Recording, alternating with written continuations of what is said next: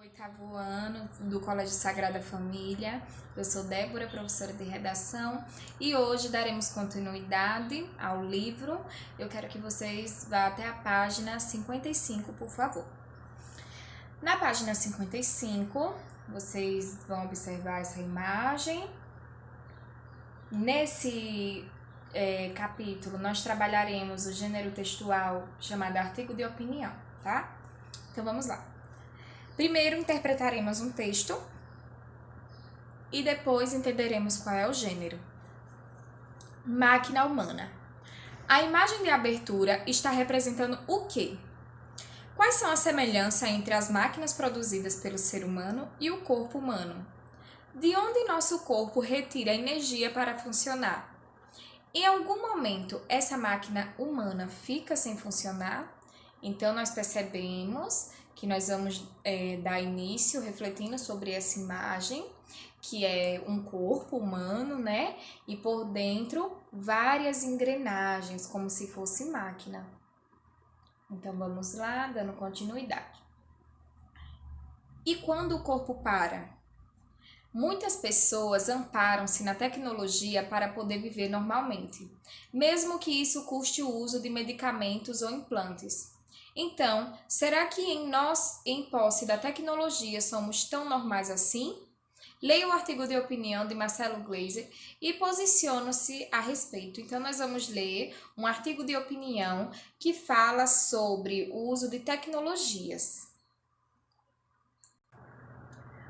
E não só o uso de tecnologias, mas o uso de tecnologias para a vida humana, né? Como implantes e medicamentos também. Vamos lá. O título do texto é: Você quer ser um ciborgue? Nossa interação com a tecnologia já está nos transformando numa outra espécie. 19 de agosto de 2018, às 2 horas. Como definir o ser humano? É o nosso corpo? Nosso genoma? Nosso comportamento? Nossa autoconsciência? Nossa compaixão? Nossas mentes? Talvez todas essas opções e algumas outras? O que agora pode ser óbvio para a maioria das pessoas ficará cada vez menos devido à integração progressiva da tecnologia dentro e fora dos nossos corpos. De acordo com um dicionário que vem no meu laptop, transhumanismo é definido como a crença ou teoria de que a espécie humana pode evoluir além de suas limitações atuais, físicas e mentais, especialmente através da ciência e da tecnologia. Então, para início de conversa, ele começa a falar sobre a vida tecnológica e o homem, como o homem está vivendo diante da tecnologia. E ele traz uma linguagem, uma função de linguagem, que é você codificar a língua com o próprio código. Transhumanismo, ele traz a definição de transhumanismo, que é a crença de que o ser humano ele pode evoluir além das condições atuais.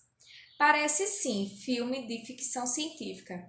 Pessoas voando com suas asas violeta, com pele translúcida, capaz de levantar carros com uma mão ou de ter uma memória prodigiosa.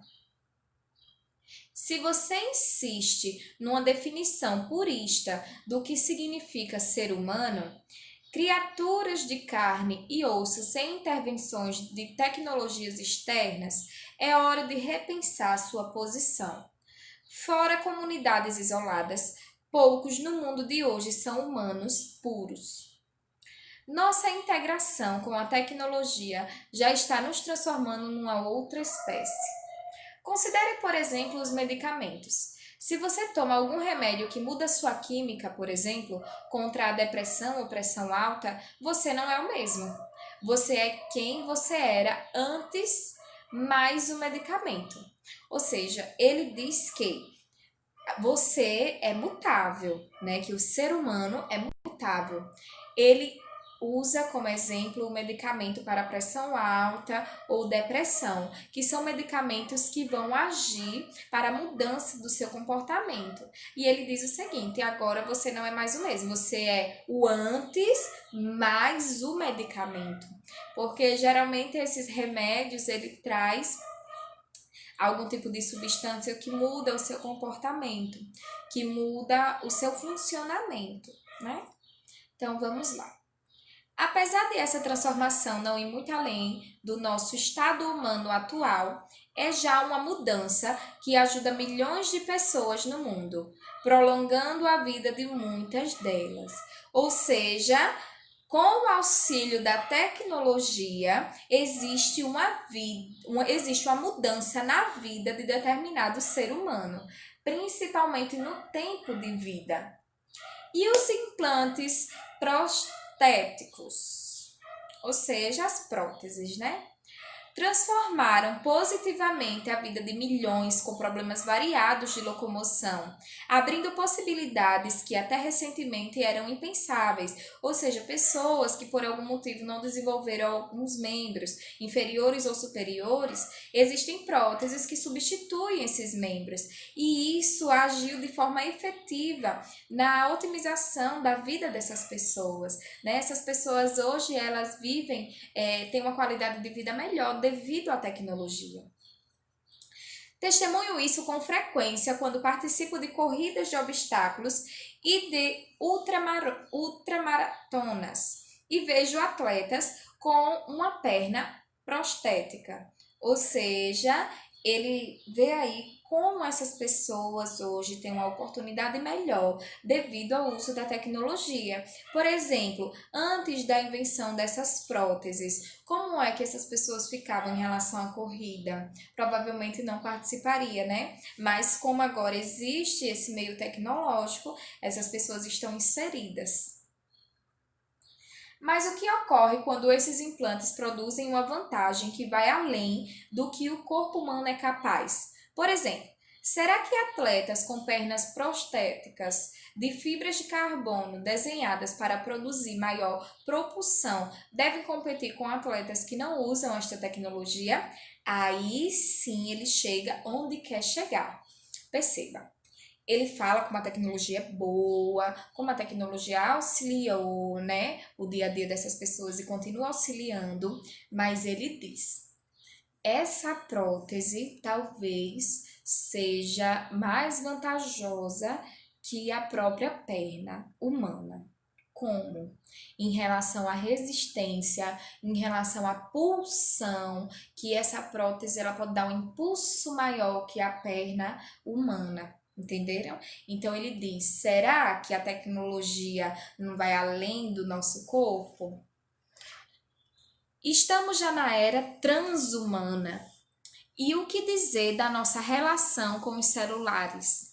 Eles são a extensão de quem somos, indispensáveis na vida diária. Gente, é real. Muita gente hoje, a maioria das pessoas, né, é, trabalham com celular. Por exemplo, agora eu estou trabalhando com celular ou com algum meio tecnológico, você está assistindo essa aula com algum meio tecnológico, e os celulares, os smartphones, eles fazem cada vez mais parte da rotina familiar. Muitas pessoas acordam, nem escovam os dentes direito, já mexem no celular, porque é como se aquilo ali fosse um membro delas, é parte delas. Se esquecemos o nosso em casa, podemos ir ao desespero desconectados do mundo. Perdemos memória, nossa agenda de compromissos, a música de que gostamos, a câmera fotográfica, notícias, GPS, e-mail, mídias sociais, jogos, cada aplicativo que usamos, especialmente os que aumentam a funcionalidade e produtividade, é uma extensão de nossas faculdades mentais, parte de quem somos. Aí ele diz que o celular, ele é utilizado não só para comunicação, mas para tantas outras coisas, né? Como o GPS, a câmera, ouvir músicas. Ele fala também sobre a agenda de compromissos que as pessoas têm o hábito de colocar no celular para não esquecer algo. Então, quando alguém esquece o celular em casa, praticamente entra em desespero. Nossos cérebros já não são apenas a massa cinzenta dentro de nossos crânios. Seus tentáculos digitais espalham-se pelo mundo. Isso é bem diferente de uma ferramenta comum ou um par de óculos. E o futuro? O transhumanismo continuará a avançar. Tecnologias digitais, algumas incluindo a engenharia genética, serão implantadas nas nossas cabeças e corpos ou usadas perifericamente. Desculpa, gente. Perifericamente, ampliando nossos sentidos e habilidades cognitivas. E ele continua dizendo de como a tecnologia vai aumentar a produtividade humana, aumentar a capacidade humana. E termina dizendo o seguinte: cada vez que instalamos mais um aplicativo, podemos esperar ao menos que seja lá no que vamos nos tornar, ou no que alguns vão se tornar, que sejam sábios o suficientes para lidar com as desigualdades que certamente vão ocorrer e vão exacerbar tensões sociais. Afinal, não queremos imitar o modelo do admirável novo mundo, separando a sociedade entre os super-humanos e o meramente humanos. Então ele diz o seguinte, que não quer que a tecnologia seja um divisor entre a sociedade, mas sim uma forma de unificar. Esse é um artigo de opinião escrito por Mário Gleisi, que é um professor de física e astronomia na Universidade Dartmouth, dos Estados Unidos, autor de A Simples Beleza do Inesperado. Gente, acabamos de ler um artigo de opinião, tá bom? Memorizem aí. Na próxima aula, nós vamos ver a definição de artigo de opinião e como construir você um artigo de opinião. Beijos no coração, até a próxima!